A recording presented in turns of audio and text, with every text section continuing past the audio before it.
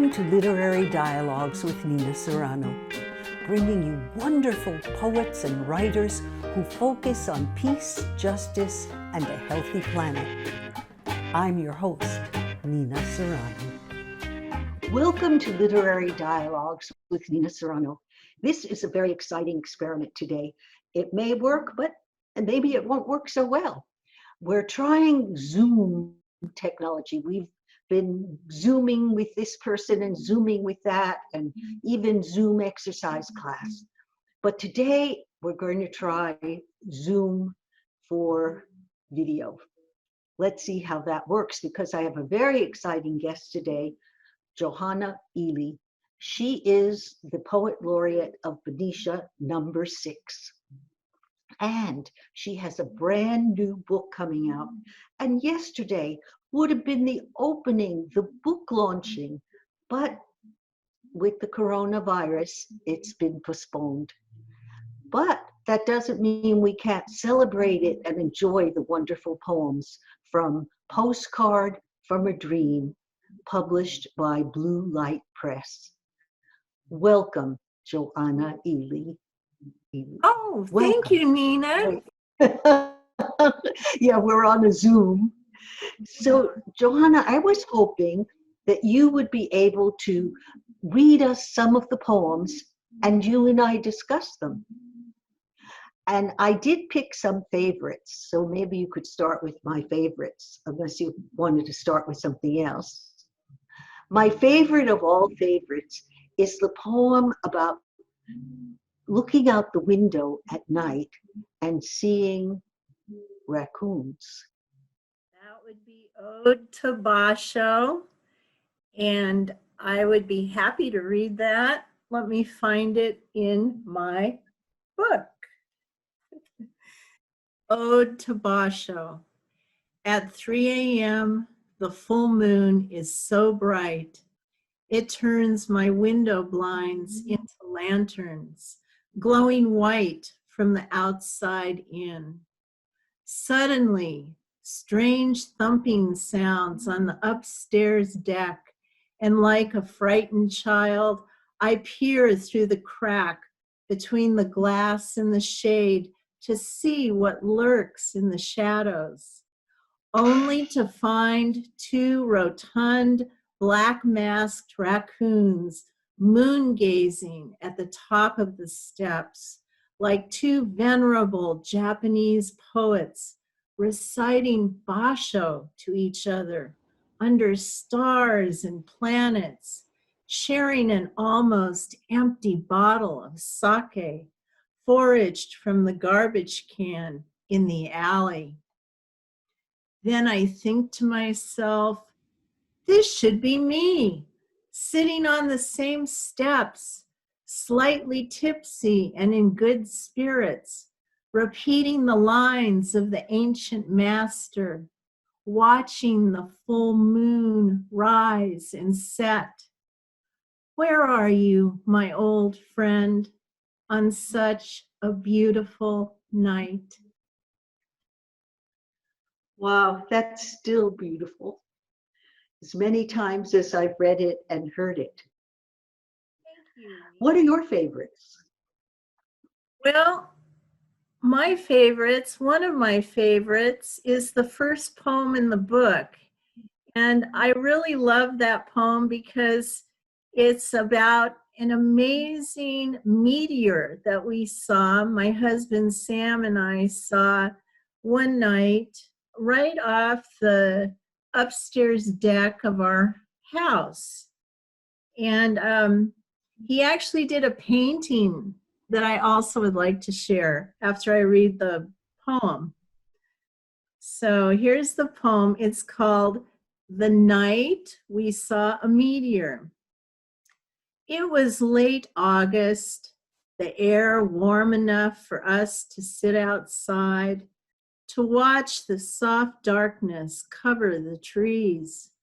Still new with each other, we felt a silence settle between us and were amazed to see a burning ball of light streak across the sky, a falling star gone before the wish. We wondered if it had crashed in a field west of us or disintegrated before touching the ground. We shared a moment of awe that stays with me even now. 7 years later, we are not who we were then. Our cells have been replaced, and we have decayed and regenerated many times in our own small cosmos. Yet our bodies still shimmer with meteor dust billions of years old, our bones made from exploding stars. I wanted to show you this painting that Sam did of, it's hard to see all of it, but he did this great painting after we had this experience. And this is Guy, his spirit guide. And he's got all these hula hoops because we went to Napa a couple of nights later, and there were these people dancing in the street, and there was a full moon, and there were hula hoops. They had lighted hula hoops. And so he just did this painting kind of inspired by that evening when we saw the meteor. And I really love the painting. It's a good memory. A wonderful painting. I love it. What I like about that poem is that it introduces the second fact about you. The first poem, with the first poem, we heard about the Japanese poets because you love Japanese poetry. And in this one, we heard about Sam, who you love also, and who did the cover of the book, and who is such an important part of your life. And what's the third poem? Well, the third poem is also a poem that you said you liked, and it's called What Still Matters. And it's a poem about the beauty of aging. And so I will read that right now. What still matters? The water stain on the dining room table still remains, a perfect circle left from the vase of irises I received on my 40th birthday. That and the table, lined and scratched like an old man's face, remind me there is a beauty to aging. All these millions of years, water tumbling over riverbeds, the ragged rocks thin and clean, smoothed into glass stones, scarab green. Or wind howling in the crevices of ocean cliffs, how it erodes and softens them, dunes of bone-white sand rising. All that once came kicking and screaming into this nascent world, weakened to a whisper, the veneer chipped, worn to a thin gold band, takes on its own polished patina, while a voice low, far away, murmurs what still matters, how the purple-tongued irises turned a deeper indigo in the waning light. Oh, that is beautiful. That is beautiful. And that too remains a favorite.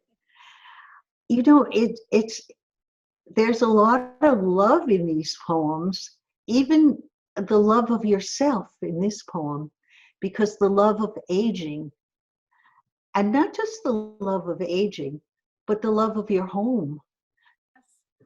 Well, I've lived in my home for over 30 years, and many, many things have happened here.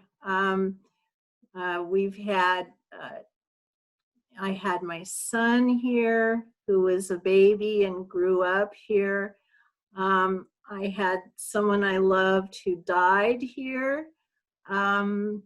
and I've just had many, many wonderful things happen in this home. It's filled with lots of art and filled with tables that are stained, and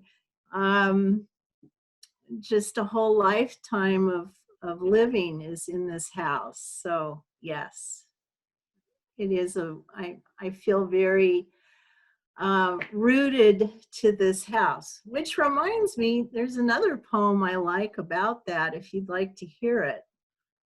Roots. In the dry heat of an August afternoon, we carry pots of succulents up to the top deck and clear the long redwood planter box of the spindly star jasmine that has grown sparse and old. The round succulent buds will take its place and thrive in spite of drought and probable neglect. It is a tedious job, pulling out the old growth, and you do it impatiently. I wonder if you want to get it over with because you know how it feels to be torn loose, displaced, to float down into callous space. Suddenly, I want to kiss you, take you to bed and press tendrils of your long hair into my pillow, whisper my promise that you will never be uprooted. Instead, I let you pull up roots, tangled and jumbled as a head of hair, while I toss the dirt clumps over the railing and watch them settle like abandoned nests on the bushes in the yard. I think about my roots, how they have curled and moaned in every crack and crevice of this house for 30 years, how my toes wiggle down beyond the basement floor, beyond the hard foundation, into somewhere dark and knowing where there is no loss. Wow, beautiful poem. Beautiful poem. So that poem tells of my love for Sam and also my love for my house, where I've lived for over 30 years. Yes, and all the people and things and stains that have accumulated there. Yeah, beautiful. What other poem do you have for us? I have a poem I'd like to read that when I wrote this book, I dedicated this book to Sam and to my son. And this is the poem I wrote for my son, and it's called It Wasn't Your Fault. And it's about when he was around in second grade, his dog escaped before we were going to go to Disneyland, and it got hit and killed. And it was his first experience with death. And so I wrote this poem, It Wasn't Your Fault. Years later, I am here to tell you, in the way only a mother can, that it wasn't your fault your dog got hit by a car and died that April morning when you were 8. The world was still full of promise, when until that moment you had never known death. It wasn't your best friend's fault either, though you blamed her. The gate left open, both of you excited to go to Disneyland for the first time, running in and out of the yard, and your pure happiness precluded caution. How are you to know we spin the wheel of chance throughout our lives, that we are blind to the signs of tragedy, and like you and your dog, ignore danger and follow joy? Forgive yourself and your friend. Forgive your dog too. It is in our natures, both animal and human, to make that choice, to run out that open gate and keep going. What I've enjoyed so much in these poems is not that they're just from the heart, but that they're also from the gut. And while they're talking about your loves, they're also including the implied losses. And that's one of the real beauties of your poems, that they are about the way that you experience life and how you share it with us so honestly and so simply. It's a real treat to hear these poems. I'm really enjoying this. I wonder what the next poem is. This is a poem that many people have told me they like, and it's called Plums.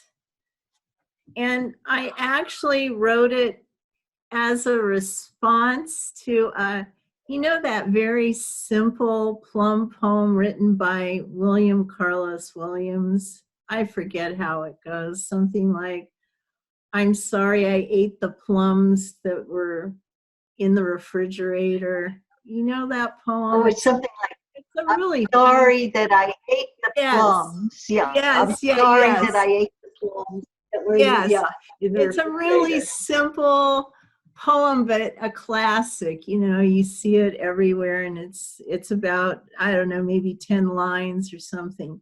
Anyway, so this kind of started out as a response to that. He said he likes his plums cold from the refrigerator. So here's how my response is. Plums. I like them best just picked, still warm from the sun. Every year at the end of June, the plums ripen all at once and become the fruit of excess. Neighbors deliver them to me in stained brown lunch bags, not questioning need or want, but politely demanding their fruit be taken. This season, the plums arrived just before a summer party. I rinsed them carefully in cool water, patting each one dry, then felt their perfect roundness in my hand as I placed them gently in the blue ceramic bowl, a still life for Cézanne. They looked too beautiful to be eaten, these purple jewels of summer. By evening, I too was giving them away, asking guests to take some home, 5 or 6 to a plastic bag, until one plum was left. There are certain things I can never get enough of. A billion stars in the sky, 100 red roses blooming at once, my lover's kisses warm and wet. But this one plum was all I needed. Sweet juice on lips and tongue, a harvest of desire, the taste of all the days of summer in my throat. Oh, it's beautiful. A very sensual poem, I think. Very sensual poem. And it does bring echoes back of that poem about the refrigerator and the plums in there, because there's unbridled desire hinted at in both of them that made him defy the politeness of not eating the plums, and that let you, when all the guests are gone, give in to your own sensual delight. It's a beautiful poem, and it makes me wish, that it were already the time of wonderful, juicy, fabulous fruits. Well, not too much longer. Yeah, arouses my own desires.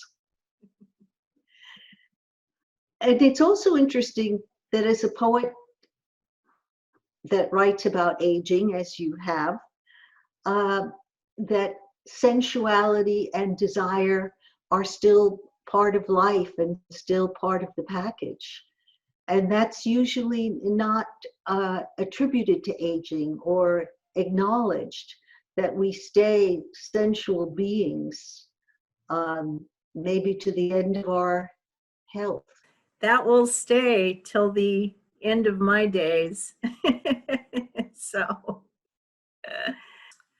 I have a poem, another poem for Sam that I really like, and it's called Birthday Poem. And I wrote it for him for his birthday one year. Birthday poem. Happy birthday to you, who are abrupt, unapologetic, a jolt of caffeine to the universe, a perfectly arrogant top that spins around me and never stops. When you are with me, our season is always summer. Your eyes, an unending blue, cloudless glance, bring on the sweat of an August afternoon, a longing for cool white cotton on the skin. Happy birthday to you, who are stubborn, steadfast, a hardy volunteer flower, perhaps poppy or calla lily, whose tender kisses blossom year after year around my mouth. Happy birthday to you, who are strong, straightforward, a builder of sheds and showers and kitchen counters, the man who has hammered our imperfect lives together. Perpendicular, that's a good word, you say. The beginning of a window, I think, an opening for light. Beautiful. Oh, that was a birthday poem for him. I can't write one every year. I thought I could, but I don't. I've given up on trying to do that, but that was a good one, I thought. That is a beautiful one. It seems like his birthday is in summer. Is that true? From the poem. His birthday's on Halloween. His birthday's on Halloween. Yes. Oh, so what, that one line about an insistent caffeinated top spinning all around me, what was that line? That was wonderful. Yeah, it's happy birthday to you, who are abrupt, unapologetic, a jolt of caffeine to the universe, a perfectly arrogant top that spins around me and never stops. So I think that's a pretty good description of Sam. I For think me, so anyway. Yeah, and I think that you don't need a poem for every birthday, because as we get older, we don't change that fast, that much. But on the other hand, maybe we do. Maybe we do. Maybe life is just constant change. Of course, it's constant change. Well, Sam and I have only been together for 8 years, and so there are still new things that we discover about each other, I think, and every year it seems like I know him a little bit better, and I discover something else about him that maybe I wasn't aware of before. Glad your book has been released. I am too. Yes, I'm so glad yours is released, and that relatively near future, we could celebrate it.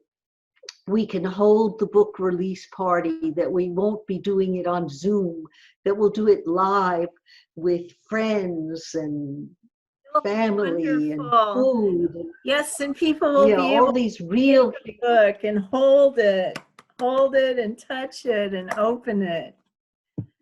But what if people want to get the book now? How could they get it? They can get it on Amazon, or they can get it on Barnes & Noble. or they can email me at poetrylover1953@gmail.com, and I will mail them the book. So Or if they live in Benicia, just a couple of days ago, I actually took a book to the person's house and dropped it off. And so she got a copy of my book. oh, how wonderful that must have felt. So give us your email again.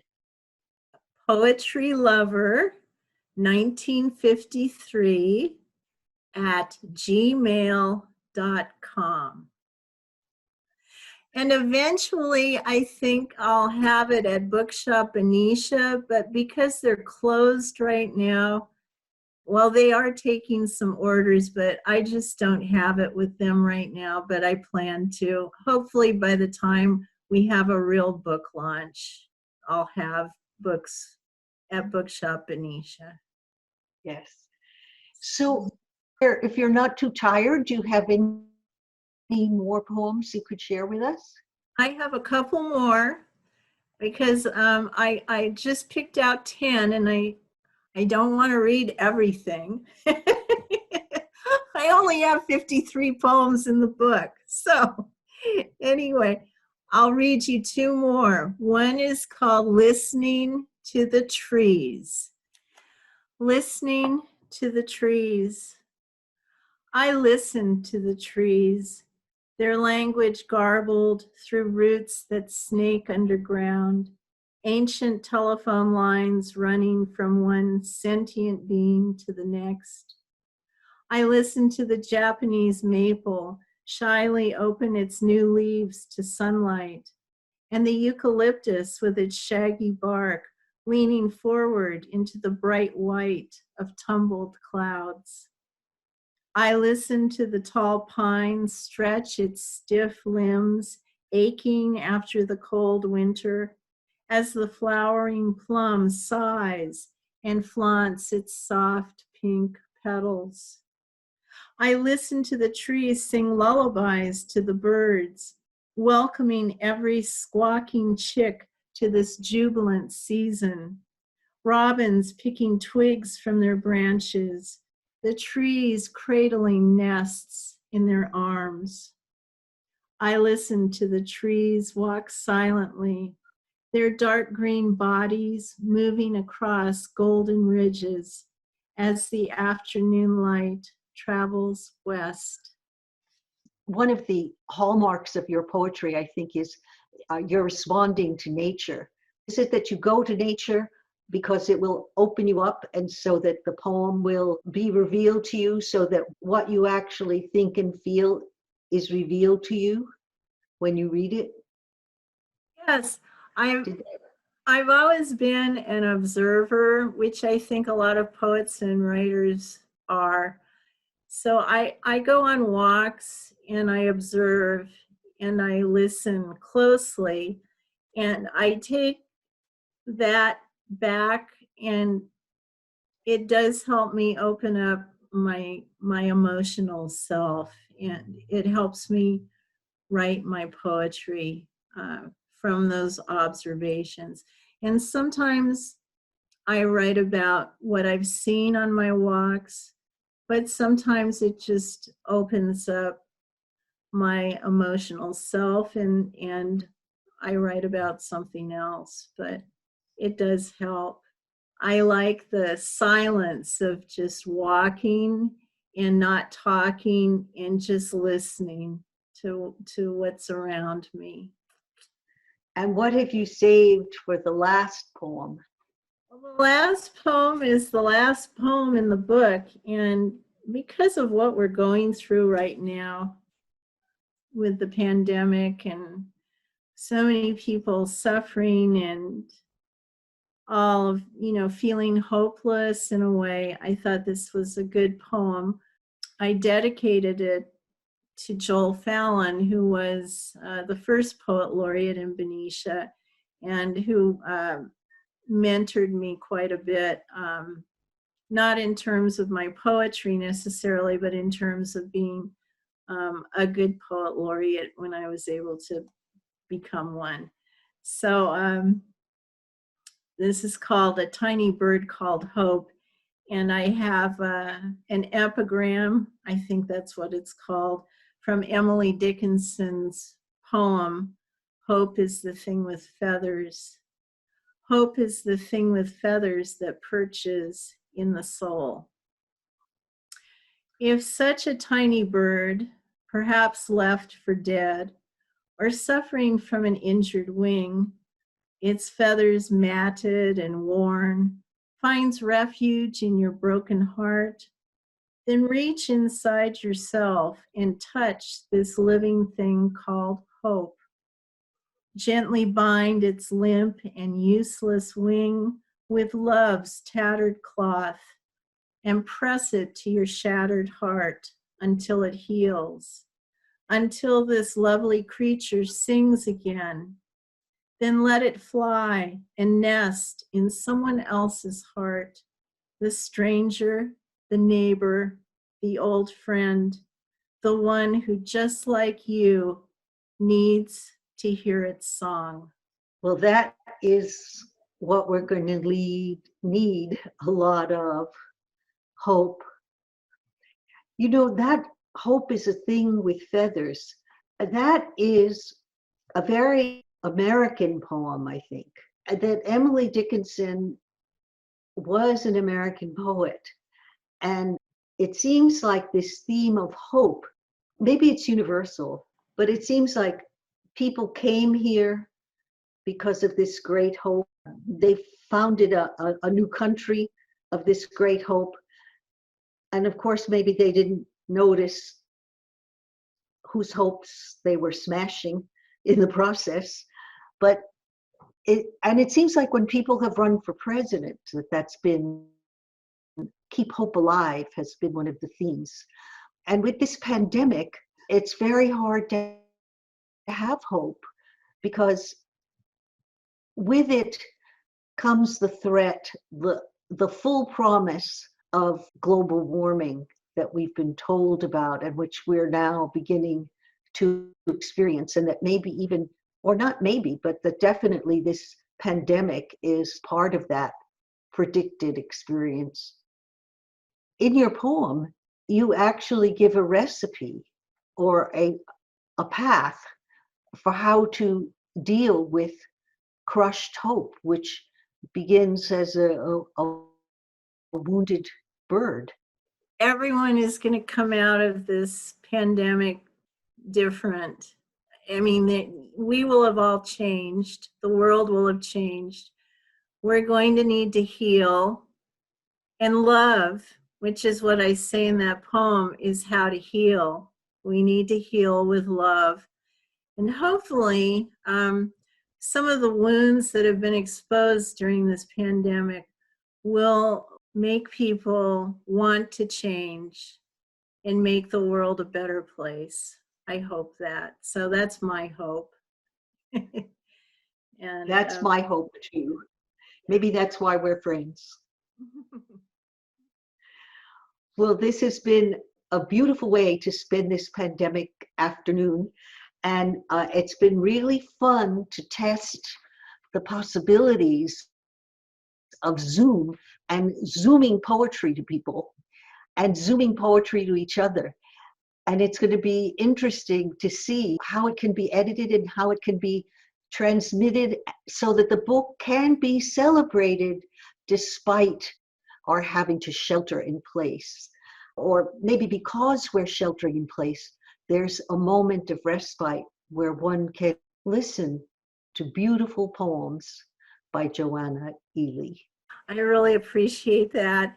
And I look forward to when we can meet in person and I can share my poems and give the two of you hugs. Cheered me up. Yes, it cheered me up too.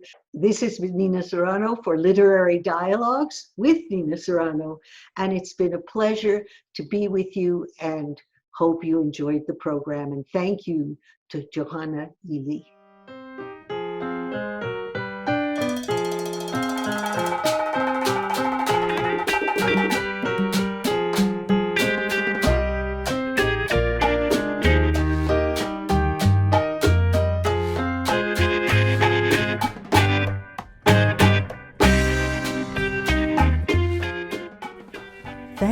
watching. To read more of my work, poems, novels, and translations, go to ninaserrano.com and subscribe to my blog so we can keep in touch and you'll hear about upcoming shows.